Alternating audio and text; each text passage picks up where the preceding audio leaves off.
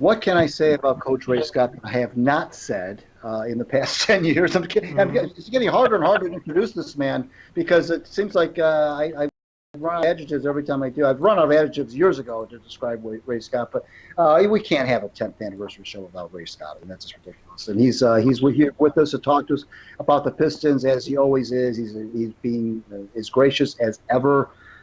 Talking to us from Ypsilanti, Michigan. And Coach, how's it going over there? How you doing? I'm doing well, thank you, and thank the both of you for having me on such a fastidious occasion and a great occasion.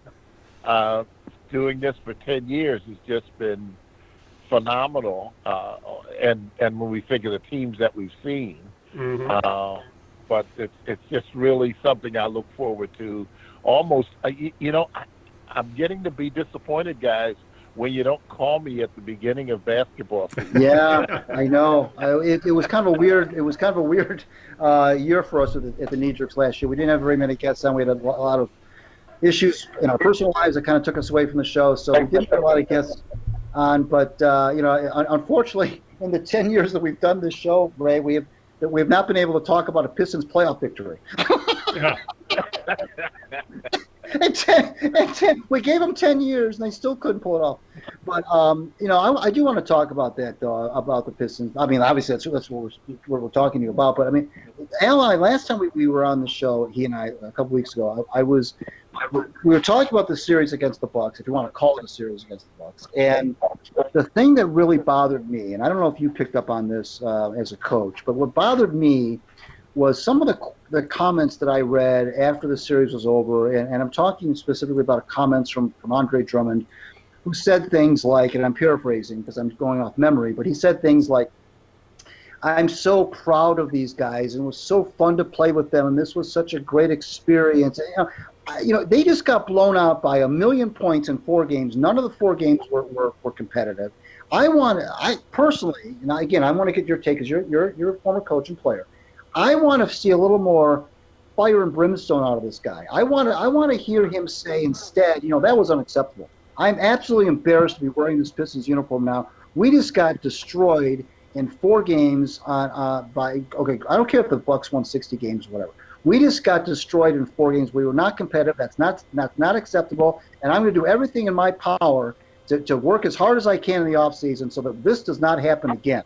Because this is absolutely ridiculous. I didn't hear that. All I heard was like it was the last day of school. Oh, this is great. These are a great bunch of guys. I'm proud of them. That does not, to me, that rings hollow when you've just been blown out and you've been non-competitive in a playoff series to the point where even Chauncey Billups is calling you out for being lazy on national television. I was really distressed by that. I don't know about you. Maybe you have a different take than I do, but I was really upset by that. Well, I think if that's what we're waiting for, leadership and real tenacity in terms of that leadership, I think we're going to be disappointed. I do think that he's a talent. Obviously, he's a talent, but I don't think that the things that you list in his field of talents is leadership and drive.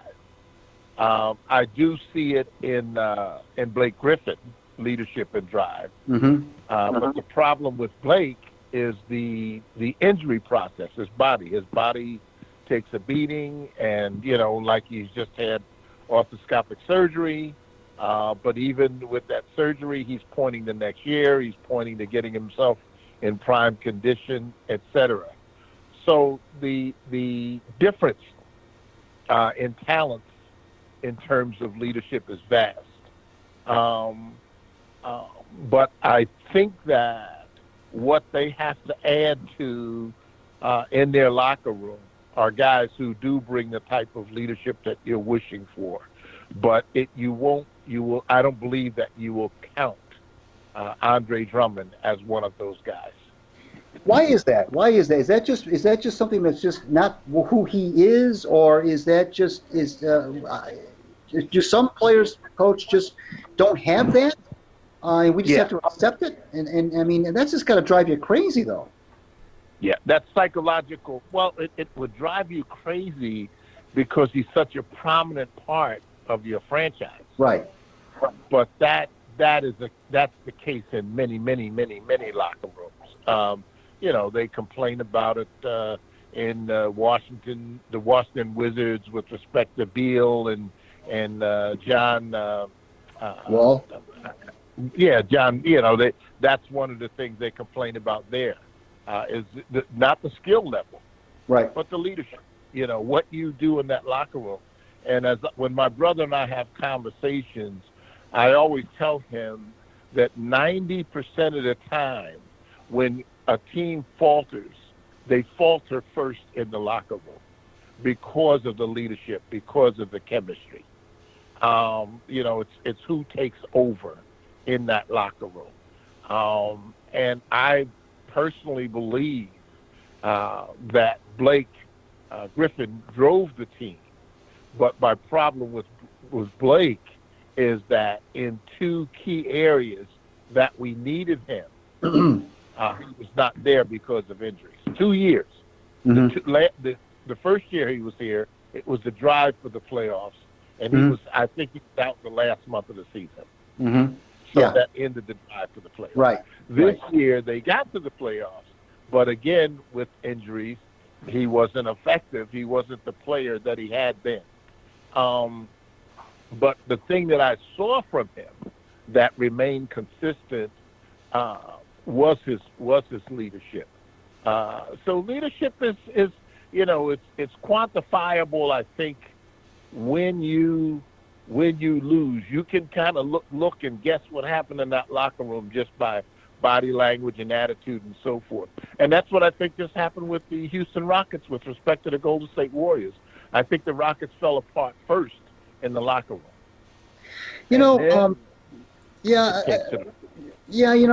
I guess my concern, and you touched on it a few minutes ago, is when you said that unfortunately it drives you crazy because Andre Drummond is such an important part of what you're trying to do here. I kind of see it as like a chicken and an egg thing. You need. It's kind of like the whole thing about when you're job searching, where people won't hire you because you don't have the experience. But then how can you get the experience if nobody hires you?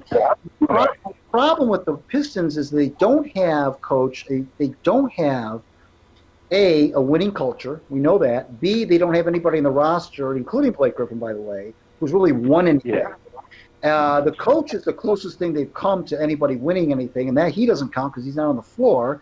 So how do you now you experienced this firsthand. You came to the Pistons as an assistant with Earl Lloyd, and the Pistons had not won for a number of years, and then you took over as coach, and then in less than 2 seasons you had them over 50 wins and in a strong contender for the championship. And I mean, how do you build a culture of winning when you haven't had one and nobody on the roster has won? How do you do that? It's difficult at best, but it's called buy-in. You have to come up with a system that the players all buy into.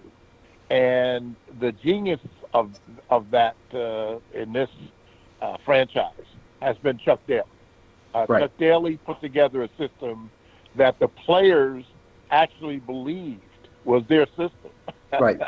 And he was smart enough to get them to believe that, and he was mature enough. I think I had the smarts to do it. I don't think I had the maturity to sustain it as a coach, because we lost our track as players do in locker rooms, and the way we are in America. You're paid on your individual exploits in team sports. Right. So that flies many times in the face of reason, because I'm in the locker room preaching team sport, team get together, team sticking together, and the guy's sitting there thinking about how much he's going to get paid for his performance. Right. And so that it makes it incredibly difficult unless you just you just pay everybody on a lower scale. But when you really look at it, it's when players get into how they're going to be paid versus what's going to happen if they win or lose or they don't make the playoffs. Drummond's a perfect example. Drummond's gotten paid every year that they did not make the playoffs. Right. So they've cultivated that somewhat in his mind, too, that if you get your stats, if you do what we expect you to do, you will still be paid. You will still be rewarded. But here's what I don't understand, Coach. I want to jump in here because what I don't understand about Drummond. Okay, fine. I'll buy into the notion that this guy just doesn't have that. He's not Bill Laimbeer. He's not Isaiah Thomas. Okay, fine. I get it. Right. What I don't understand though is how he shrunk so much on the floor. I mean, it's one thing to not say the things I want him to say after the game was over, after the series is over. But as far as he being actually on the floor in those 4 games and being run roughshod over by the likes of Brooks Lopez, that's the problem that I have. How does that happen? How does a guy with that kind of talent just come up completely empty, come up so small in the playoffs? That's what I don't understand. You can talk all you want about, well, he's not that kind of a guy in terms of what he says, but okay, then let your actions do the talking, and when it comes to that, he didn't speak well there either. Yeah, that'll make you nuts because what Drummond lacked there, and this is part of what his makeup is, he does not perform well against centers that can be offensive. If you go throughout the league and you look at all of his matchups, he plays really, really well against other athletic, rebounding, shot-blocking centers. Players like him. He plays really, really poor against offensive centers. Guys that can either put the ball on the floor, or guys that can shoot the three-pointer, or guys that can post up. If you go on through the league, you'll find out, which of those centers give him the most problems. So Brooks Lopez, if he's on his offensive game, there's nothing Andre is prepared to do. He will just be dominated. And it doesn't even make sense when you say it. But Brooks Lopez dominated Andre. Yes. And yet you'll see a Hassan Whiteside who's twice the athlete that Brooks Lopez is. Right. The best he can get with Andre is a draw. But Andre is going to be very, very effective in the game also. So it's kind of looking around the league and understanding the talent level of guys and matchups. And in my opinion, Andre is not as difficult a matchup around the league as he should be. Got it. I think he should be much, much more dominant in the paint than he is. But he does not have the artillery. He doesn't have the athletic artillery around the basket that he should have. And that's what I think is missing. I really, in other words, if Brooke Lopez is going to take me outside, I'm going to be flaying him in the lane. I want that ball going into Andre 2-3 feet from the basket. Right. And he can't start missing those shots. He can't roll those shots off the hoop and hit the back rim, and he's got to make those shots. He's got to be effective. Right. Because then you put Lopez in a situation where he may not be on the floor because he's either going to foul you or he can't guard you. But you don't see that happening. I've watched Lopez block Andre's shots, and I'm aghast. Andre, you are 5 times better than this guy athletically. That should not occur. But it's all in what you bring to the table. And so Andre doesn't bring that type of tenacity and expertise to the table yet. Now, he may bring it next year or the year after, but it's not there now. We're talking with Coach Ray Scott here on the Knee Jerks 10th Anniversary Show. I'm Greg Eno from WordPress blog Out of Bounds, and Big Al Beaton is here, and let's bring Big Al in. What you got for Coach Scott? Yeah, I wanted to touch of Coach being obviously an ex-player and coach about the the latest trend in sports, which the NBA has popularized, and that would be tanking for better draft picks. Because there's a significant portion of the Pistons fan base that think that would be the better way to go and try to emulate the process that they did in Philadelphia, even though Philly still hasn't won anything yet. So, given your experiences, where do you fall on trying to build a team by making it as bad as possible than hoping to hit a few draft picks? Well, having played on terrible teams, I think that's one of the worst things I've heard in sports. It makes me shudder to hear people say that because I'm a professional athlete. I got to the top of my sport by working hard, playing hard, and giving all that I had. Now we're looking at playing in a sport where they talk about tanking, which is losing on purpose. And that just turns my stomach.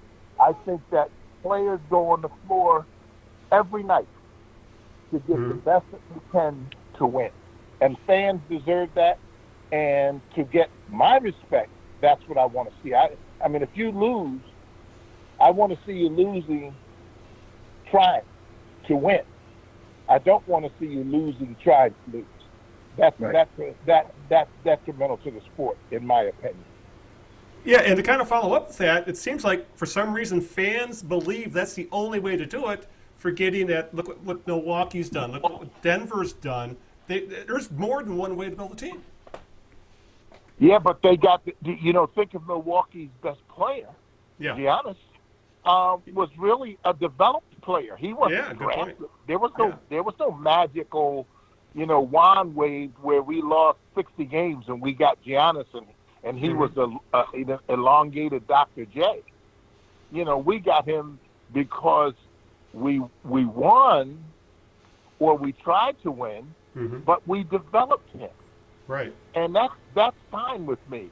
But the part that you're speaking of, Big Al, no, I'm sorry, that just can't see that. I prefer to do it through that's why you have scouting. That's why you have systems and all this information that you get. That's why you have that. But you don't have it so that your product is out on the floor deliberately trying to lose. Right. It's like the Pelicans. I thought that was abysmal that they sat Anthony Davis. I bought season tickets, and I'm going to the arena, and I bought season tickets. I paid all of this money, and I'm not going to see the best player on my team twice. That's ridiculous. So you getting Zion Williamson is counterproductive to me because it talks about the character of your franchise. And that's the way I feel about it personally when I hear it discussed. But I'm old school. I'm an old dude, so. No, I'm with you. I never played professional sports, but I'm with you, Coach. And I've heard a lot of professional athletes say the same thing, which is basically the people that are saying those things have never played professional sports or really played sports at any really highly competitive level, and they don't understand how that whole thing works. And frankly, I don't even know what that even means. I don't even know what that even means to tank. Anyway, but that's beside the point. One more thing before we let you go. I try to get you take. Real quick, Al, if I may, real quick. Yeah. What I want you to remember, as a player, what I'm out there playing for. Yeah. Right. So I'm not trying to lose. I'm not trying to lose my job. Right. Yeah. Real quick before we let you go, looks like it's going to be the Bucks against the Warriors in the finals. I mean, obviously, the Bucks haven't quite wrapped it up yet, but they're up 2-0 in the series, and Golden State's up 3-0. Is there any hope for mankind here to see a team other than the Warriors win the championship? Yeah, but the Warriors are having that Boston Celtic run. They've extended it because they lost that 1 year. Because this really could be 4 years in a row that they won. Right. But I do think without Kevin Durant that the Warriors are in a little trouble. They're gonna that pressure that's going to be applied is going to be quite difficult in the championship series. So I think that I think that with I think last night Iguodala went down. Yeah. And so now that would be 3/5 of their starting lineup that they could be conceivably playing without. Right. And so that's something that we have to consider. But I'll tell you what, they play basketball in Golden State as well as I've ever seen since the Boston Celtics. They play. That's how well they play the game. They play the game at that level, and it's fun to watch. But Milwaukee, they have an elongated Dr. J, and a Dr. J is the guy. A lot of people don't remember about Dr. J. He principally was a scorer around the basket. He wasn't a long jump shooter. He wasn't a 3-point shooter. He was around the basket. And this kid does the same thing. He's around that basket, and he causes a lot of problems. Well, the thing about Dr. J was that he could be 20 feet away from the basket and be at the basket in a blink of an eye. I mean, that was how impressive he was. Well, they've been without a championship in Milwaukee for 48 years. They haven't been in the finals since '74. So I think that there's something to that sometimes. If you believe in that kind of stuff, this might be their time. They've had a lot of good teams in Milwaukee over the years. They just have not been able to do it in the playoffs. I remember I was always rooting for them when Bob Lanier played there because I always wanted to see Bob win a championship, and they just could not quite get. They could never beat the Sixers in the playoffs. That was always their bugaboo. But they had a lot of good teams in Milwaukee, 55 to 60 wins, deep playoff runs. They could never beat Philly, and Sidney Moncrief, the tall. But they've been a lean franchise in the latter years. So it would be kind of fun to see a team. If anybody's going to break the streak here, it would be fun to see a team from the old school days, the Lou Alcindor days, to win it. Yeah. No, they're good. Yeah, they're a good outfit. This will be a good series because both teams play a very good brand of basketball. Right. Both teams play television basketball. Right. Right, exactly. Well, Coach, thanks for taking the time out of your busy Sunday afternoon to talk to us, and we promise we won't diss you next October. and please say hi to the missus, to Sharon. Oh, I will for sure. Absolutely. Yep. Thanks, Coach. Okay, my friend. Thank you, Coach. You be well. Okay. Take Bye. care. Yeah, we'll do. Bye.